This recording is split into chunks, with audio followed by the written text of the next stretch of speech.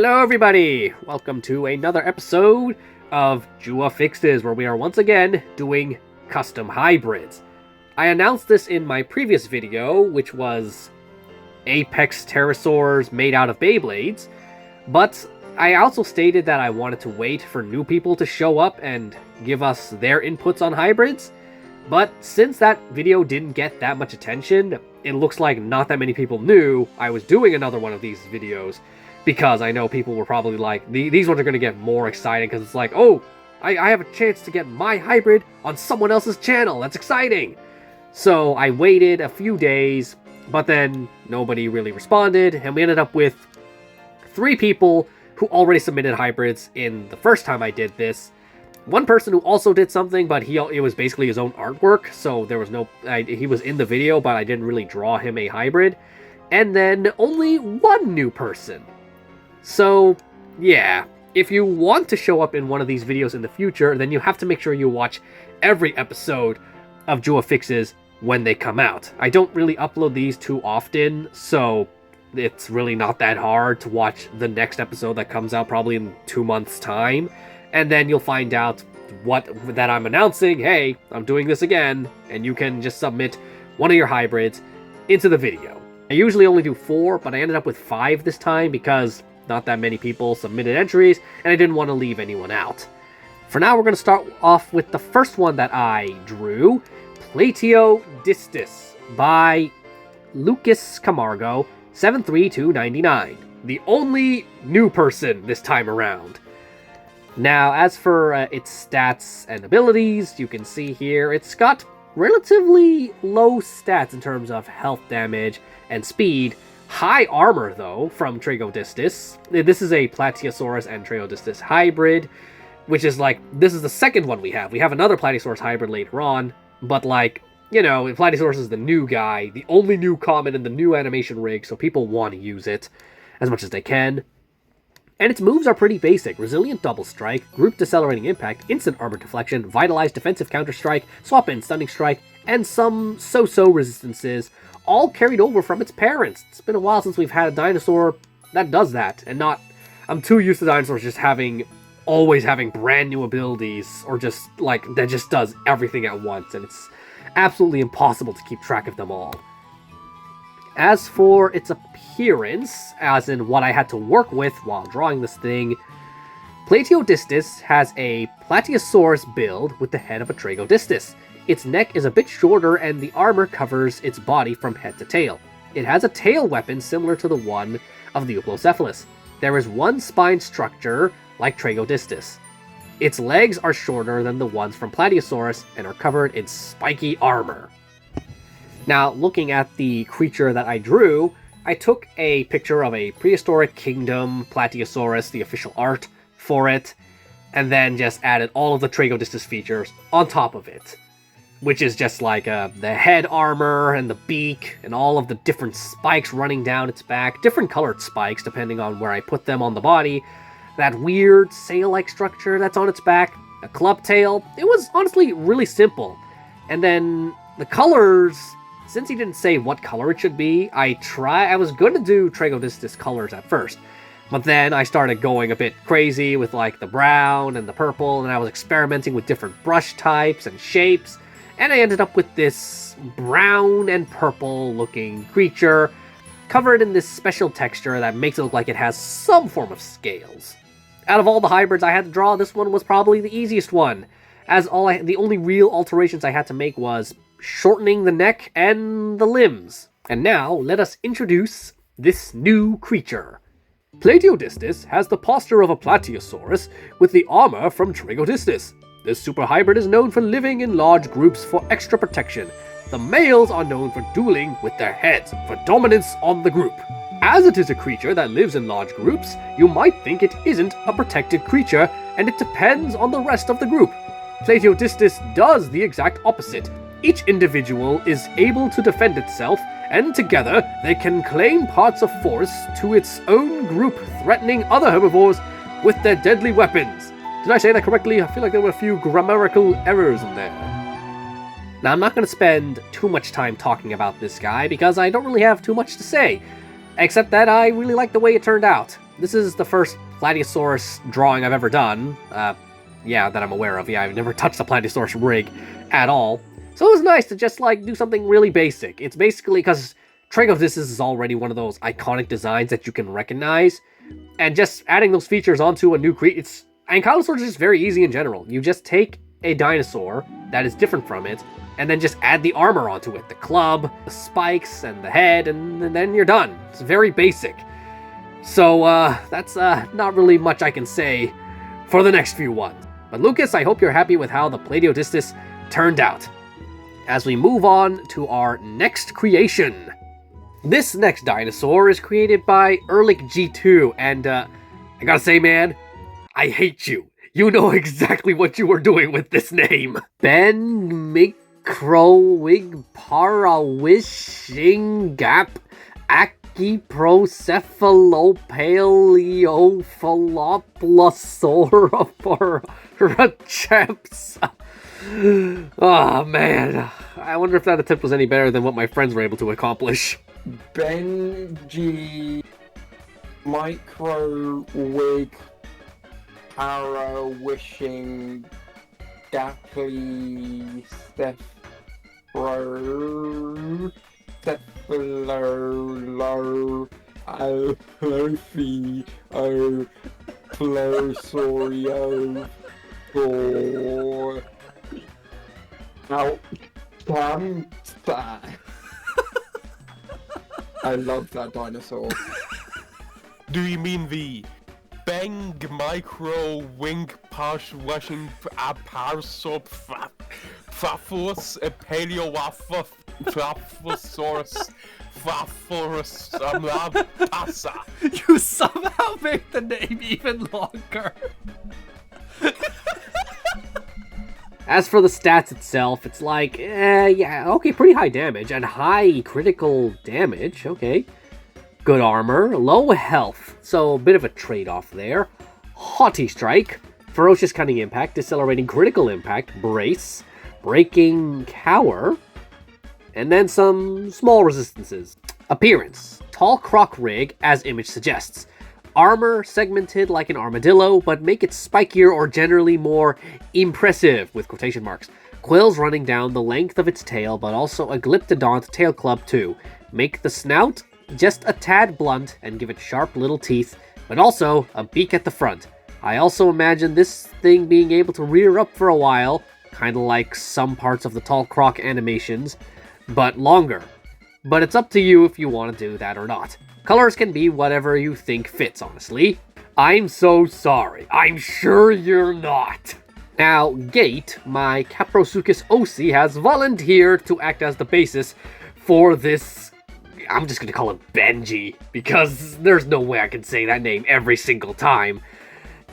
Since it was just a drawing of my drawing, it was honestly pretty simple. Mostly just drawing shapes wherever was necessary. I could have separated the tail drawing from the body drawing, but I thought, not necessary this time around. It's gonna be armadillo pieces on its back anyway, so we might as well just make it just one big piece. And then I added the tail club, added a few random lines on the tail, the armor segments, and then I did struggle a bit with the head as I was trying to find the compromise between Micropachycephalosaurus, some kind of glyptodon, and a crocodile, proto-crocodile, I think. And colors, green, because one of the pictures of Micropachycephalosaurus I was looking at was green, so I thought, okay, I'll copy that.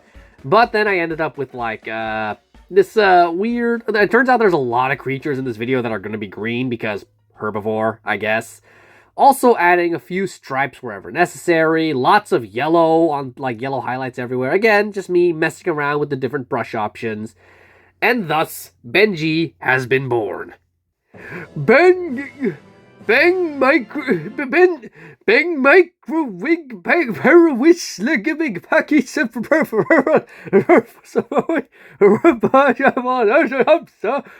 don't have to say that name the whole time, do I? No? Oh, thank goodness, because that is the longest name of any super hybrid, in stark contrast to its small size. This facultative endotherm can thrive on leaves and flowers the sharp teeth of its croc ancestor having been repurposed into tools to cut through the aforementioned plant matter. It is capable of rolling into a ball to protect itself, like some modern armadillos do, but its long legs also let it make a quick getaway, if especially stressed or scared. Benji will lash out by biting and striking predators with its quill tail. Though not known for being particularly loving creatures, these super hybrids are excellent parents, and grown children from previous clutches often stick around for a bit to help their parents raise their younger siblings, a rare behavior among non-dinosaurian reptiles. This super hybrid's name combines all three of its components' names: Micropachycephalosaurus, Parapropoloporphorophorophorophoros, and Benwigwishingasuchus. Whoever named these things needs to be fired! As this name just lacks any coherent meaning. You know what? Let me talk to the man in charge. Who is this? You know what? Where are you? Let me talk to you. Okay, I've been called in. We've been getting quite a few complaints from the Department of Hybrid Naming for years now. Their struggle to pronounce this name brings us great joy. Now, I guess the Micropachycephalosaurus genome kind of gets lost a bit. It's sort of in the head and it kind of carries over the quills, but this is mostly just a crocodile with armadillo armor. But honestly, it's hard for me to like this creature because that name, man, that name ruins the whole thing. Benji, I'm not even going to include you in the voting poll when I ask who's your favorite out of these 4 or 5, because that name won't even fit into the poll, I guarantee it. Honestly, that's why I only wanted 4 creatures to begin with, because when I do the poll, I can only fit in 4 creatures, which means I would have to choose to leave one out. And unfortunately, well, not unfortunately, this guy is being left out. Let's move on to the next creature that is thankfully not as painful to say the name of. Last time Frost Rex submitted something, it was just a redesign of a creature that was already in the game, which it was pointless of me to actually include that in the video, because what was the point of me drawing something that he already drew, you know? So this time he sent me an actual hybrid, Gigantastyrixs Lux, which is a hybrid between Styracosaurus and Gigaspikosaur. Now this one is an apex, so of course the stats are going to be a lot more notable. It's got high health, high damage, decent speed, decent armor, critical chance and critical damage is about the same. Moves include Shielded Heavy Strike, Distracting Team Heal, Schoonered Charge, this is a new one, you can take a read of that if you want, and Fierce Leading Wound. Ooh, that's a hefty amount of text right there. Crushing Alert Showdown, and decent resistances. Appearance. Gigantastyrixs has a ceratopsian build with a face like that of a Styracosaurus, but with a longer nose horn and more spikes down its neck, a long dewlap that stretches until the start of its chest. Its body has 2 spine-like structures down the sides of its back. The rest of the back is covered with long spikes and thorns. At the starting point of its tail would be covered in lots of spikes, covering the whole tail like a porcupine. It also has 2 horn-like structures on the side of its face, like tusks, but like more thicker. The color palette is lots of greens as the base and goes down to our more darker gray color, and with some orange stripes and spots as well. There are blue patches of color on its face, like Grim from Camp Cretaceous. Now I wanted to use a prehistoric kingdom Styracosaurus as the reference, but I couldn't find an image that was large enough and clear enough. So I had to settle for the JWA variant, which is like, it's in a specific position, which I don't really get to draw dinosaurs outside of the side profile shot, so this was a nice challenge for me to just mess around with different poses. And basically I ended up making just a regular Styracosaurus, except with a much longer nose horn and sails running down its back. I only drew 1, but there are 2, you just can't see the other one. A little, whether that's a design choice or me just being lazy, I'll leave that up to you. The quills on the tail is already pretty far away, so I just stuck for regular brown lines on the back. Gave it a somewhat of a dewlap running down its back. I'm not sure if he intended for the face spikes to be actual tusks or not, so I drew them as tusks. If that was wrong, sorry about that, Frostrex. And then giving it a bunch of triangles on its back and a bit of its legs and arms, so that it has a bit of those thorny look to it. Giving a few extra spikes around the frill, and then just messing around with the paintbrush, putting orange and blue wherever I saw fit. And I thought, hey, let's put some shine on the horn as well, just to give it that little extra depth. And now we can meet Gigantastyrixs Lux. Most people think that herbivores are peaceful creatures that wouldn't even hurt a fly, but that's not true, especially with Gigantastyrixs. It is very territorial. They can usually be found in herds, led by 2 dominant males, but sometimes they can venture out alone. With their deadly weapons, any predators trying to hunt it better think twice or thrice before attacking it. It also has a strange symbiotic relationship with large sauropods. They would protect the sauropods' young from dangerous predators. In return, the sauropods get them leaves from the treetops because Gigantastyrix can eat any type of plant matter. It can also shoot spikes from its tail. There is one thing the DPG can't understand about this creature. Its face and horns glow for no apparent reason. Thus, it is a mystery to everyone. Now, even though I'm pretty happy that I chose a different pose for a dinosaur for once, I think a side profile shot would have been better for this scenario, as it would have allowed me to show off the sail and the tail quills a lot better. But at least we get a good look at that dewlap and that really long nose horn. Frostrex, I hope you're happy with how the Gigantastyrixs Lux turned out.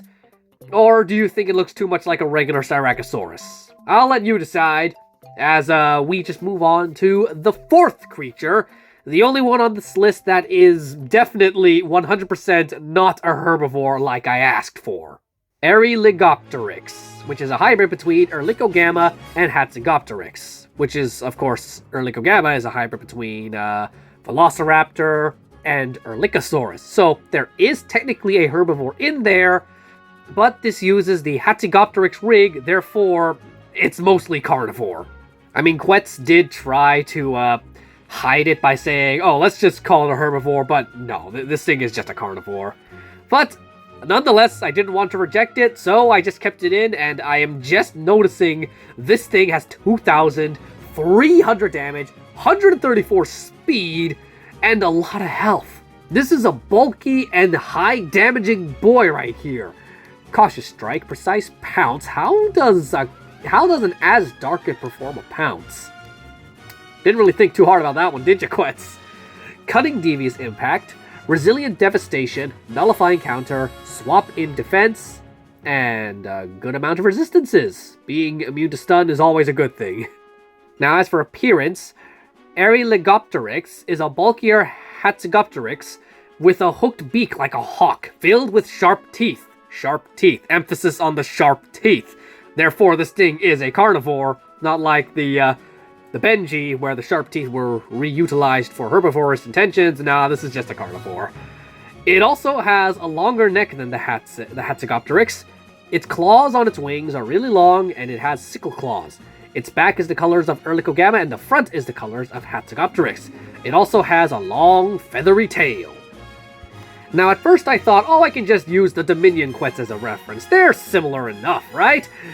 But the more I looked at paleo art of Herbivores, the more I realized the two are actually a lot more different than I realized. So I made changes where necessary. I made the body bulkier. I gave the wings more muscles.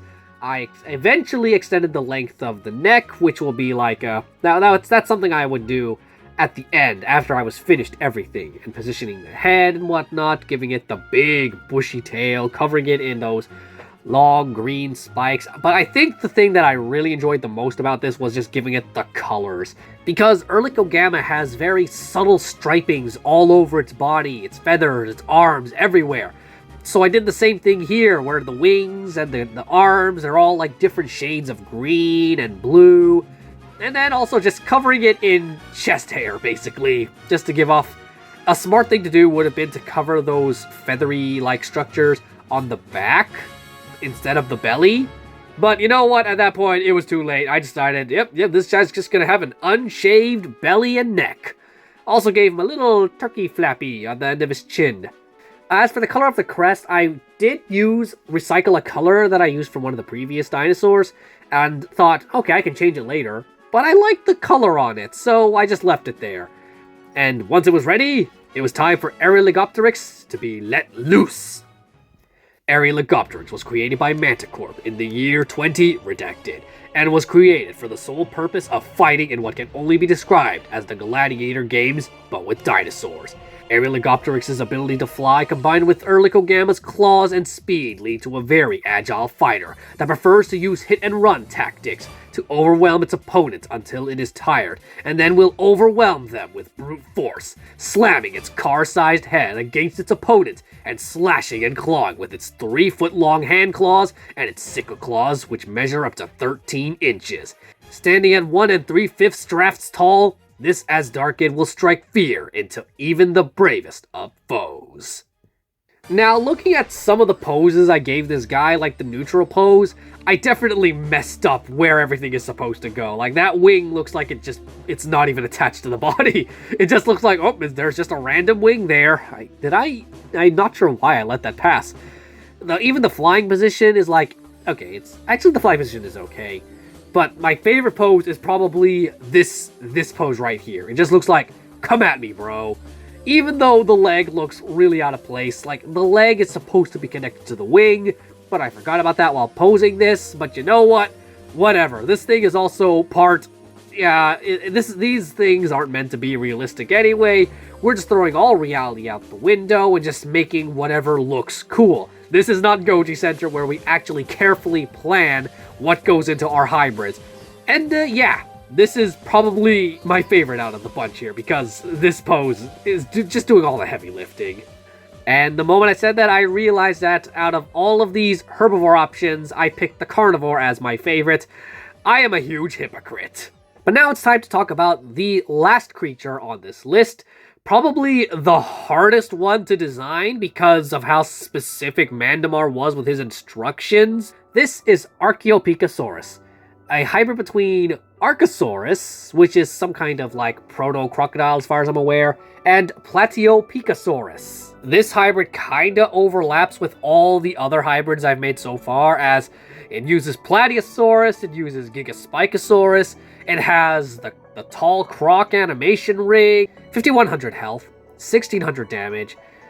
Everything else is like there, and then it's got Defense Shattering Wound, Double Impact Bulwark, Ferocious Strike, Lesser Group Decelerating Rampage, Rending Counterattack, and I don't know if it has resistances or not. But I'm not gonna bother reading the description he sent me because it is way too long and so descriptive that it gave me the most trouble. Because with every other design, I at least had some creative liberty on what I could do with the creature I was designing. But no, Mandamar basically wrote an essay about what I had to do. And this kind of made it my least favorite to design because there was just so much I had to follow, and it just gave me the pressure of like, oh, if I don't do this right, he's gonna complain or be sad.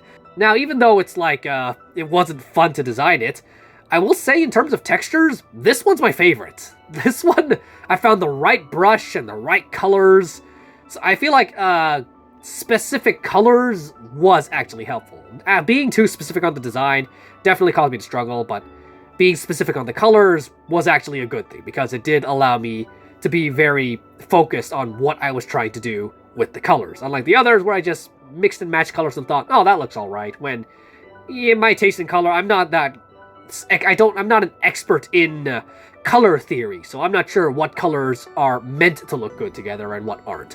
But either way, let's introduce Archopikasaurus. I'm sure there's like a whole paragraph of text for me to read now.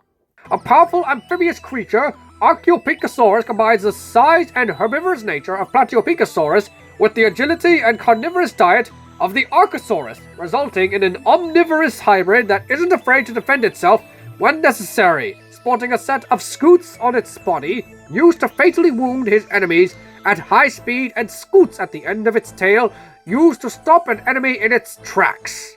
DPG experts who have encountered Archopikasaurus stated that the creature is mostly harmless, only acting defensive when provoked or threatened. It has the ability to swim for long periods of time and at high speed without showing any signs of fatigue. It would have swallowed stones to help it maintain bouncy? Oh, he must mean buoyancy. While swimming and to aid in digesting food due to its teeth not being efficient enough to break down its food. And it's able to roam and feed in freshwater and saltwater, allowing it swim. Seriously, who's this guy's grammar checker? In the ocean and travel across the world. Sorry, that one was my fault. Except for the Arctic and Antarctic, and is able. Seriously, where are the periods? These are a whole lot of run-along sentences. And is able to fight attackers underwater without much issue due to the power of its scoots being ineffective by the water's density. Scoots? Don't you mean spikes? Only after reading that description have I finally realized why it was so difficult for me to understand what Mandamar was trying to tell me when designing this thing. It's because A, there are way too many run-along sentences, and B, there are so many grammar and spelling errors that it just makes things so hard to translate into, like, what I'm doing. But as for the design itself, it's very much Godzilla-inspired. Obviously, it makes sense. Mandamar is probably the biggest Godzilla fan on my Discord server. So, of course, he was going to squeeze in some kind of Godzilla-esque design somewhere. It's also very obvious that he wanted this thing to be mostly carnivore, or at least he wanted to do a carnivore, because I remember he was asking, can I at least add some form of carnivore to it? Or maybe I'm just misinterpreting that. Of course, I don't know the guy. I don't know how his mind works. I don't know how anyone's mind works. I know how my mind works, and actually that's a lie. Sometimes I don't even know what I'm talking about. But there we go. All of the dinosaur hybrids for this episode. Now, just like last time I did this, I did my best to make sure I would make something that would please its original creator. Because this isn't my children where I can just make shortcuts and I'll be like, it's fine. No, these are other people's designs, so I have to make sure that I have to do a good job. So in terms of favorite, I would say Eriliggopteryx, but again, the poses are mostly carrying that. Plateodistis, I like the way this one turned out. Archopikasaurus, because that one just looks like, it doesn't look like any dinosaur I've ever seen before. I actually like the way it really does look like you can't connect that to a real creature. It definitely looks like something made up. Then we have Gigantastyrixs, because this one is like, it's just a Styracosaurus with some additional features. And my least favorite is Benji, because of the name. So I hope you guys are pleased with my interpretation of your creatures, though I sincerely apologize if I did not. And if you, the viewer, who has not appeared in one of these videos before, want your hybrid to appear in one of these videos, then be sure to watch the next episode, as I guarantee at that point I will be laying out new rules and a new theme for what hybrids I want to see in episode... What episode is the next episode? Well, yeah. Either way, just make sure you watch the next episode so you get the rules and the details. Until then, I'll see you next time. I'm going to go rest my throat now. Goodbye. Hey guys, thanks for watching the video from beginning to end. If you want to see more, subscribe to the channel and join the Zainreborn community. See you in the next one. Bye-bye. Bye. Bye.